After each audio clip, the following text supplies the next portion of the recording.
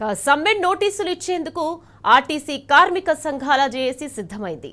ఆర్టీసీని ప్రభుత్వంలో విలీనం చేయడంతో పాటు వేతన సవరణ చేపట్టి ఆర్టీసీ కార్మికులకు ఉద్యోగ భద్రత కల్పించాలనే ప్రధాన డిమాండ్ చేస్తున్నారు.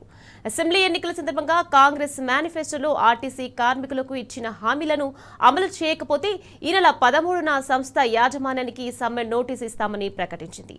జేఏసీలో లేని సంఘాలకు కూడా ఈ నిర్ణయాన్ని తెలియజేస్తున్నామని తెలిపారు. ఆర్టీసీ కార్మికుల సమస్యలపై చేపడుతున్న పోరాటంలో వారి భాగస్వామ్యం కూడా ఉండాలని కోరారు. తమను సమ్మె వైపు వెళ్లకుండా ఆపాల్సిన బాధ్యత ప్రభుత్వంపైనే ఉన్నదని స్పష్టం చేశారు. హామీల అమలుకు ఇంకా 10 రోజుల సమయం మాత్రమే ఉన్నదని, ఈలోగా కాంగ్రెస్ సర్కారు పంతాలు పట్టింపులు వీడి హామీలను అమలు చేయాలని డిమాండ్ చేశారు.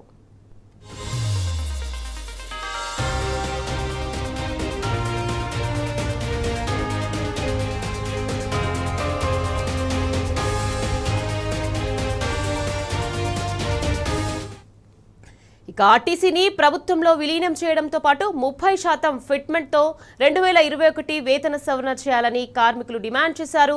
2025 పీఆర్సీని అమలు చేయాలని, ఆర్టీసీ కార్మికులకు ఉద్యోగ భద్రత కల్పించాలని సమ్మె నోటీసులో పేర్కొంటామన్నారు. ప్రైవేటు ఎలక్ట్రిక్ బస్సుల స్థానంలో ఆర్టీసీ బస్సులు ప్రవేశపెట్టాలని, ప్రైవేటు బస్సులకు ఆర్టీసీ డిపో స్థలాలు ఇవ్వరాదన్నారు. బ్రెడ్ విన్నర్ స్కీమ్లో పనిచేస్తున్న వారిని రెగ్యులర్ చేయాలనే డిమాండ్తో సమ్మె నోటీసు ఇస్తామని వివరించారు. హామీలు అమలైతాయని, దాదాపు 2.5 ఏళ్ల నుంచి ఎంతో ఓపికతో ఎదురుచూసి విసిగిపోయామని, ఇప్పుడు తమ ఓపిక నశించిందని వాపోయారు కార్మిక సంఘాల నేతలు.